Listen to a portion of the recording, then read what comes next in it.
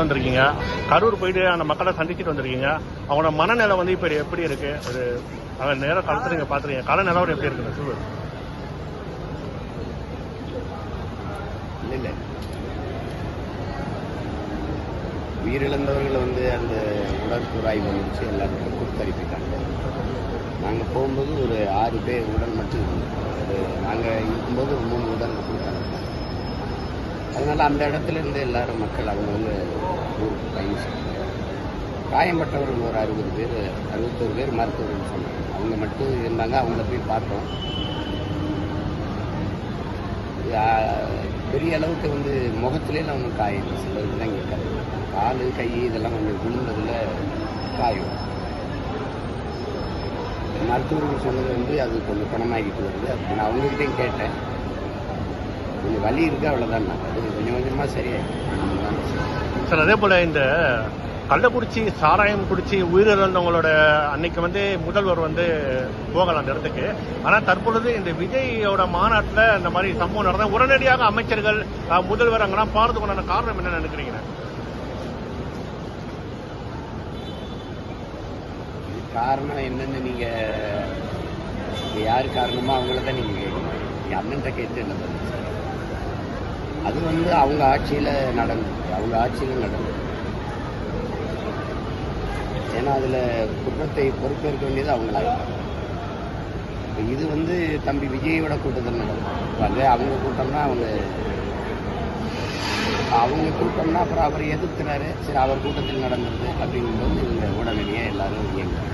இது யதார்த்தம் தானே. இதை பற்றி பல்வேறு கருத்துக்கள் சமூக வலைதளங்களில் பரவிட்டு இருக்கு. இந்த சம்பவம் தொடர்பாக திமுக காரர்கள் தான் கூட்டத்தில் நடந்துட்டாங்க, செருப்பு தூக்கி வீசினாங்க, மின்சாரத்தை கட் பண்ணாங்க, அப்படி நிறைய விஷயங்களை திமுக எதிராகவும் சொல்லிட்டு இருக்காங்க. அதே மாதிரி தாவேகாவினர் சொன்ன நேரத்துக்கு வரல, அவர் சொன்ன நேரத்துக்கு வந்திருந்தா இந்த விஷயம் நடந்திருக்காது அப்படின்ற விஷயங்களும் பரவிட்டு இருக்கு. அந்த இடத்த போய் பார்த்துட்டு வந்த மக்கள்கிட்ட பேசிட்டு வந்த நீங்க அதை எப்படி என்ன மாதிரி அணுகிருக்கீங்க, என்ன பார்த்தீங்க? இப்போ கூட எங்கள் கூட அமைச்சர் வந்தார். என்ன சொல்றாருன்னா, மின்கம்பத்தில் ஏறும்போது அவங்க ஆளுங்க தான் மின்சாரத்தை துண்டிங்கன்னு சத்தம் போட்டுருக்காங்க, கத்திருக்காங்க. அதனால அந்த அணைக்க முடியுது. சில பேர் அந்த ஜென்ரேட்டர் மேலே ஏறி அது விழுந்ததெல்லாம் அவங்களுக்கு தாங்க முடியுது. அந்த மாதிரி இதெல்லாம் தவிர்க்க முடியாமல் அணைக்கிறது. அது அவர் அதான் சொல்றாரு. வர்றது ரொம்ப நேரம் காத்திருக்கிறது. அந்த குழந்தைகள் அவங்க என்ன சொல்றாங்கன்னா, 8 மணிலேருந்து நிற்கிறாங்க.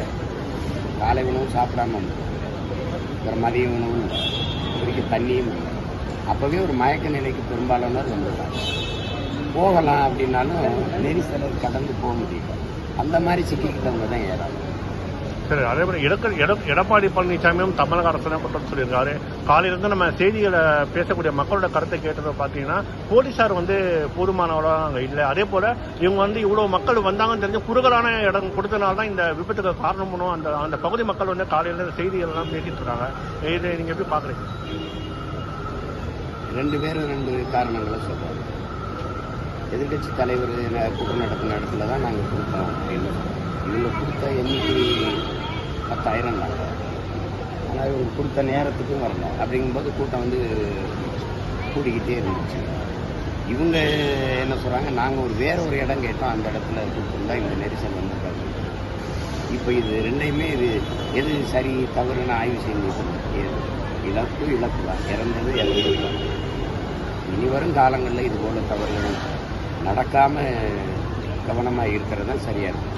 இது நடந்து முடிஞ்சிடுச்சு. இப்போ போய் அதை பேசி அது எப்படி பார்த்தாலும் அது வழியாக தான். அதே போல விஜய் அவர்கள் வந்து அந்த சம்பவம் நடந்துட்ட பிறகு சென்னை திரும்பினார். சென்னையிலிருந்து தற்போது அந்த மக்களை போய் சந்திக்கணும்னு சொல்லிட்டு ஒரு குற்றச்சாட்டை அவர் மேலே தொடர்ந்து காலம் வச்சுன்னு எதிர்கட்சின்னு வச்சுக்கிட்டே இருக்காங்க. இதை நீங்க எப்படி பாக்குறீங்கன்னா, ஒரு அந்த இடத்துல போய் சந்திச்சிருக்கணுமா, என்ன நினைக்கிறீங்க? அது அந்த நேரத்தில் அவர் மனநிலை என்னவா இருந்திருக்குன்னு நம்ம யோசிக்கணும். ஒரு பதட்டமாக இருந்தது. சரி, எப்படின்னு தெரியாமல் அவர் என்ன செய்யணும்னு தெரியாத ஒரு தடுமாற்றம் எல்லாருக்குமே இருக்கிறது. அதனால அதை போய் ஒரு குறைய சொல்லிட்டு நம்ம ஏன் நீங்கள் போகல, அவர் போகலைன்னா நாங்கள் தான் போகிறோம்ல, தம்பி போகலைன்னா அண்ணன் போய் பார்க்கணும், அதை போய் பேசி போய் நீங்கள் ஏன் போகலை, இது இந்த சம்பவத்தை ஒரு அரசியலா பார்த்து நடத்திடுச்சா திமுக அப்படின்னு ஒரு கேள்வி. இப்போ ஆம்புலன்ஸ் கொண்டு வந்ததுல திமுகவோட போஸ்டரா இருக்கட்டும், செந்தில் பாலாஜி அவர்கள் நேரடியா போனதா இருக்கட்டும், அவர் பேர் போட்ட ஒரு தண்ணி பாட்டை கொடுத்ததுல இருந்து எல்லாமே அரசியல் சார்ந்து நடந்தது அப்படின்னு சொல்லி தொடர்ந்து பல்வேறு கருத்துக்கள் பரவிட்டு இந்த விஷயத்தை எப்படி பாருங்க? அதே மாதிரி அது விஜய் அவர்கள் வந்து மேடையில இருந்த மாதிரி சொல்லியிருக்காரு, நம்ம கொடி போட்டு ஒரு ஆம்புலன்ஸ் வருது அப்படின்னும் அந்த மேடையில இருந்து பேசுறதை நீங்க பாத்திருப்பீங்க.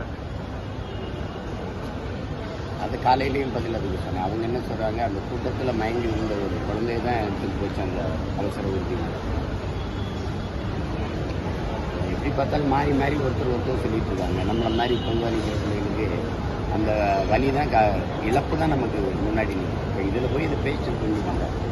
தங்கச்சி கேட்குற மாதிரி இங்கே எல்லாமே அரசியல் தான். ஒவ்வொரு மனிதனையும் ஒவ்வொரு வார்த்தையிலும் அரசியல் பிறக்குதுங்கிற நிலை. இது எல்லாமே அரசியல்.